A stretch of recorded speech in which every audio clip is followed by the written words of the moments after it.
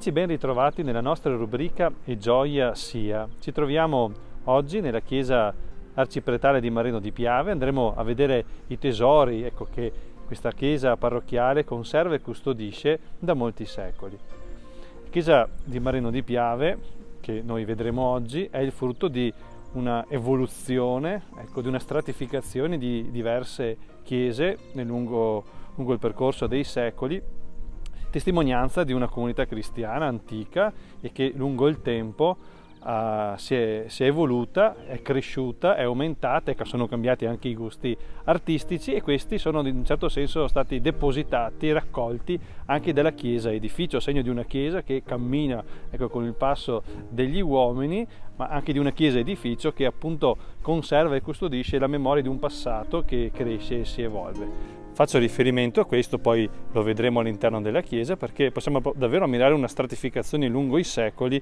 di questa crescita, di questo ampliamento. La parte nord della navata infatti custodisce e conserva una sezione dell'antica chiesa del 1400, quando probabilmente è stata costruita la prima chiesa, la prima cappella. Sappiamo di una comunità cristiana qua probabilmente anche ben più antica. Poi la chiesa si allarga con una parte della navata rifatta nel 1700 con uno stile ovviamente diverso, neoclassico.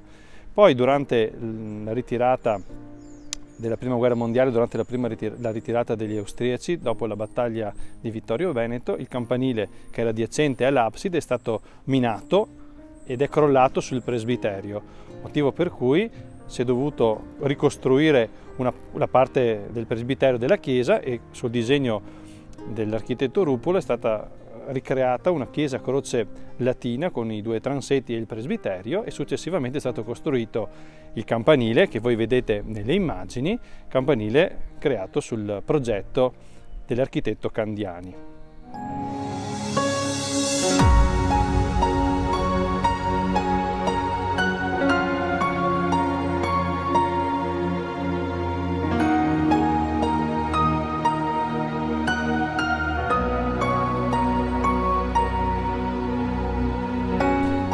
Sulla facciata della chiesa possiamo ammirare due statue, sono le due statue di pietra dei patroni di questa comunità parrocchiale, Santi Pietro e Paolo Apostoli. Queste due sculture sono opera di Don Andrea Biffi, sacerdote originario di questa parrocchia e di questo paese, che all'inizio del Novecento le ha donate, realizzate da lui e donate alla sua comunità.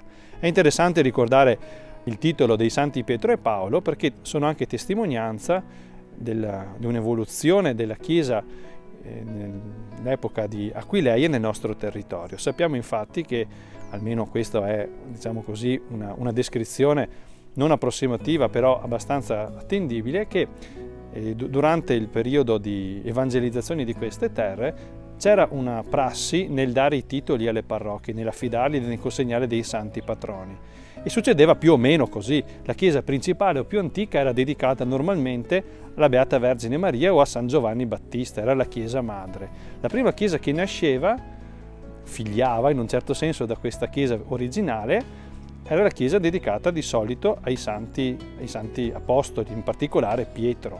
Le chiese successive agli altri apostoli, quasi in un certo senso in ordine di importanza. Dalla chiesa nata figlia della chiesa principale, come in questo caso, se nascevano altre comunità venivano affidati il titolo di santi diaconi, come magari Lorenzo o Stefano. Questo ci permette di ricostruire in un certo senso, in maniera un po' spannometrica, anche ad una evoluzione del nostro territorio, della crescita delle nostre comunità. Infatti possiamo quasi in un certo senso stabilire una cronologia di crescita delle nostre comunità nel periodo alto e medievale.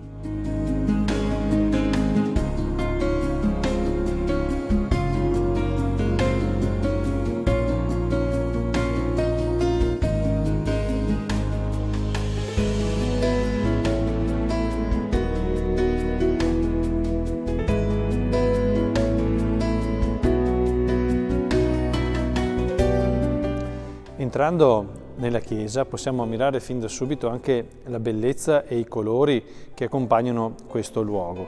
Come ricordavamo prima, proprio sulla parete nord della navata possiamo notare alcuni affreschi molto antichi. e diciamo che ritroviamo alcune anche caratteristiche di affreschi che abbiamo visto in altre chiese in questo nostro percorso di E gioia sia. Quando vennero realizzati a metà del Novecento queste paraste di marmo rosso, fu trovato sotto nell'intonaco alcuni lacerti, alcuni frammenti di affreschi più antichi sulla parete nord della navata. Questi affreschi raccontano la storia di Gesù in modo particolare, soprattutto nel livello superiore, e alcune immagini dei santi e della Madonna in modo particolare nel registro inferiore. Questi affreschi sono attribuibili a Giovanni di Francia, che ha già operato in diverse chiese della nostra zona, del nostro territorio, penso a San Giorgio, a San Polo di Piave o anche nella chiesa più antica di Zoppè. Interessante notare in questi particolari anche il fatto che per esempio sull'Ultima Cena ci sono due strati diversi di affreschi, perché nel corso dei secoli sopra con primo strato di affresco venne realizzata successivamente un'Ultima Cena di cui oggi ci rimane solo una parte molto piccola. È bello notare nella parte superiore, dove c'è ancora l'affresco della crocifissione di Giovanni di Francia, possiamo notare Gesù con la scala, di fianco c'è il buon ladrone che guarda verso Gesù e un angelo accoglie questo piccolo buon ladrone in cielo, secondo il messaggio di Gesù: oggi stesso tu sarai con me in paradiso.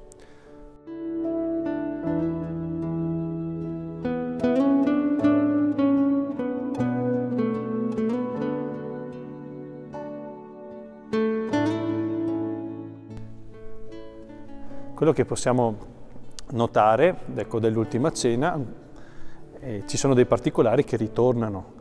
Pensiamo soprattutto in questa tavola imbandita con i gamberi rossi di fiume.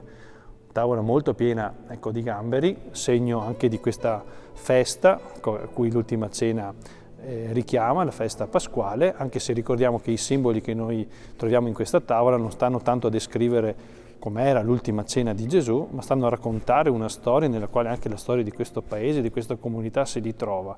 All'Eucaristia siamo tutti invitati come un banchetto abbondante, un banchetto di festa, dove si offre Gesù, vero pane, vero vino, che nutre la vita spirituale dei credenti. Purtroppo con l'immagine di Gesù non si vede ed è stata perduta, ma possiamo notare la posizione in cui era al centro della grande tavolata.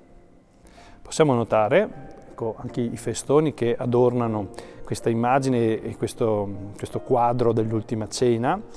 E in modo particolare notiamo la presenza delle melagrane, segno della Pasqua, della risurrezione, segno della Chiesa, dell'unità e del sangue offerto. I semi sono rossi, il succo delle melagrane è rosso. Notiamo anche il segno della croce, della consacrazione, che sta proprio anche a delimitare la fine della vecchia chiesa, che proprio in questo luogo terminava, e da qui, dove sono io adesso, nel quale c'era l'altare, il presbiterio.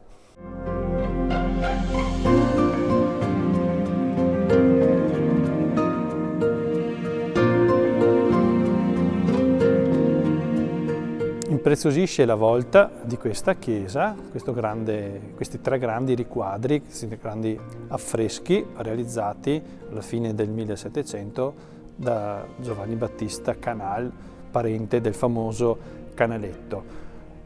L'affresco più grande, quello centrale, testimonia e ci riporta la gloria di San Pietro accolto in cielo. San Pietro è il patrono di questa comunità. Si possono anche intravedere i segni che richiamano il fatto che lui era il Papa, il triregno, la tiara, eccetera.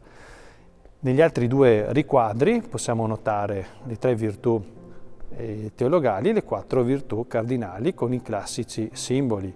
Per esempio, possiamo vedere quella figura con lo specchio e con i due volti e con il serpente, è la simbologia della virtù della prudenza. Dietro la donna con quell'anfora, la virtù della temperanza, mentre la donna con una spada in mano e una bilancia è il segno della giustizia, e dietro quella figura con la torre in parte vestita da cavaliere, da soldato, da fortezza. Nel riquadro invece che raffigura le 3 virtù teologali possiamo vedere la carità, che è quella donna con tutti i bambini che si prende cura, cioè degli altri, segno dell'amore, la speranza, sempre quella donna con questa grande ancora, ecco, che non fa perdere appunto la fiducia anche nei momenti di fatica e ci fa rimanere agganciati alla solidità della presenza del Signore e della sua parola. E poi la fede, questa donna con il calice in mano, l'ostia velata, ecco perché riesce a vedere quello che nessuno vede.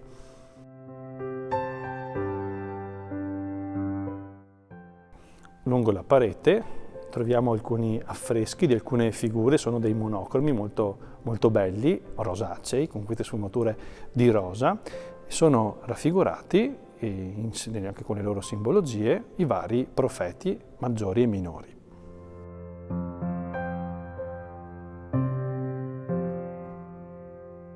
Non poteva mancare in una chiesa veneta un altare dedicato al santo veneto per eccellenza, Sant'Antonio.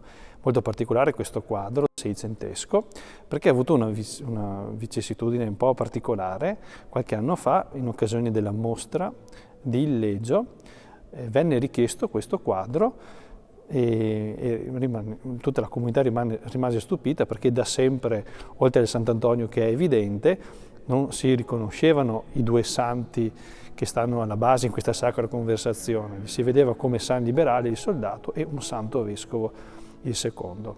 Proprio i curatori di questa mostra invece ci hanno svelato il senso, ecco, di queste immagini. Oltre a Sant'Antonio, il santo soldato militare risulterebbe essere San Floriano, mentre il santo vescovo è il vescovo Tiziano, patrono della nostra diocesi.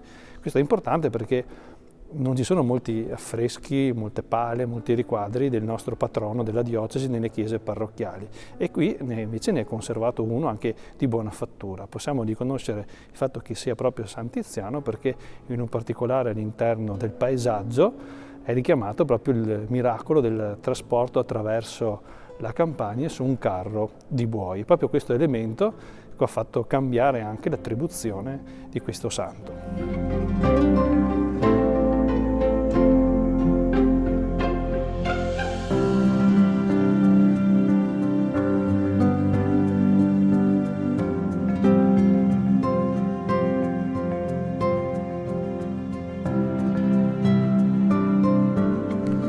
Siamo spostati adesso sul presbiterio e sui 2 transetti. Vediamo queste colonne, queste 8 colonne che descrivono l'area centrale dove c'è l'altare. Ovviamente l'altare è più recente, è stato costruito con l'adeguamento dopo il Concilio Vaticano II, ma questa parte della chiesa è di fatto la più recente, costruita dopo la Prima Guerra Mondiale. Sulle macerie dell'antico presbiterio, dove sono io adesso, si conserva ancora il luogo della tomba, per esempio, dei parroci, che era il centro all'interno del presbiterio.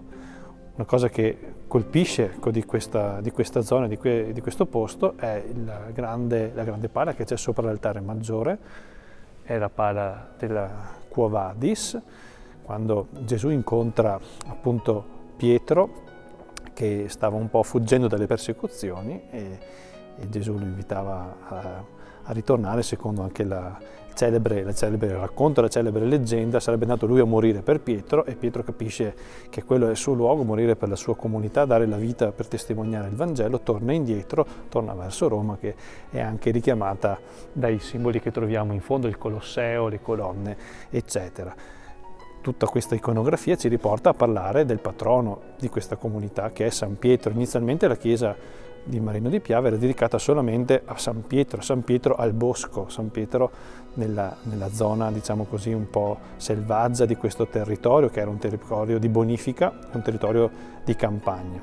La grande pala che troviamo ora sul fondo della chiesa, sopra l'organo, è una pala di Francesco Beccaruzzi, originario di Conegliano. Siamo agli inizi del 1500. Ecco, pensiamo anche alla grandezza di questo quadro, ecco, dentro una chiesa tutto sommato inizialmente molto piccola.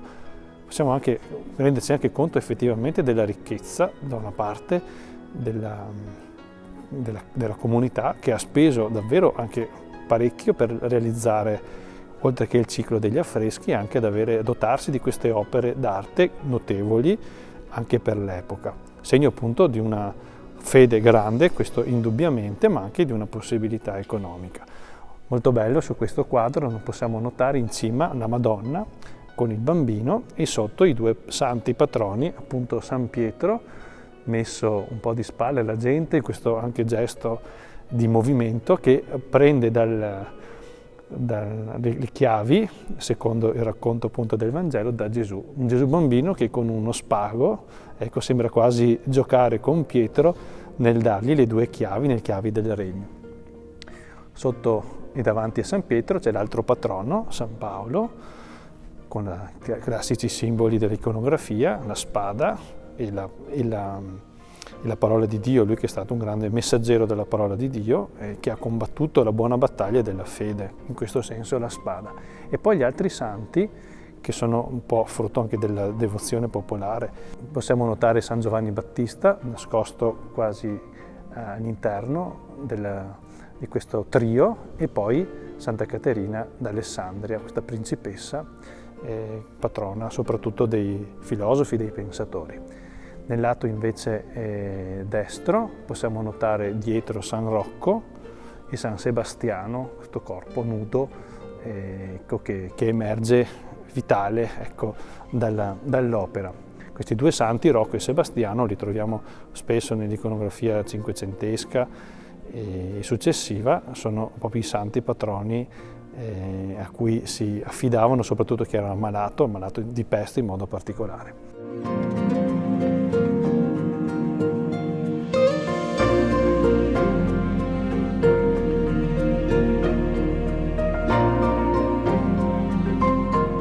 Nella zona destra del presbiterio troviamo questo cerchio che raccoglie un affresco, è il sacrificio di Melchisedec.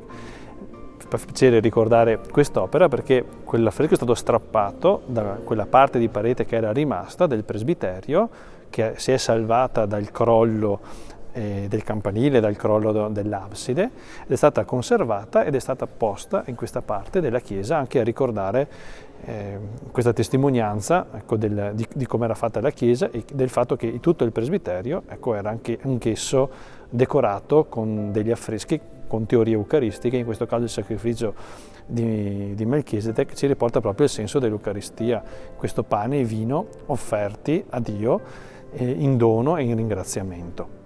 Sempre qui nella zona del transetto possiamo notare due opere, un'Annunciazione di Annibale Nicolai e un'altra Ultima Cena, dono del Cavaliere Paoletti, che proprio durante prima e dopo la Seconda Guerra Mondiale, quindi anche in un tempo particolarmente di ristrettezza e di fatica, ha voluto impreziosire la sua chiesa parrocchiale con queste due opere acquistate nella zona fiorentina.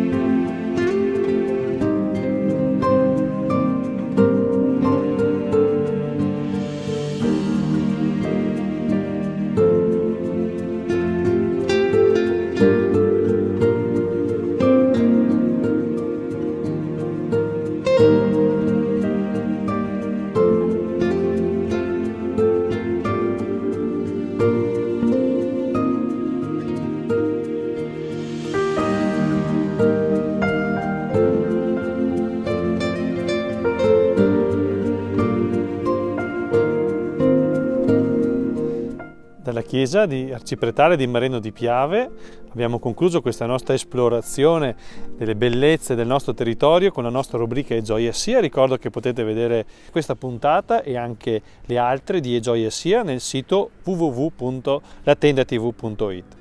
Un caro saluto a tutti.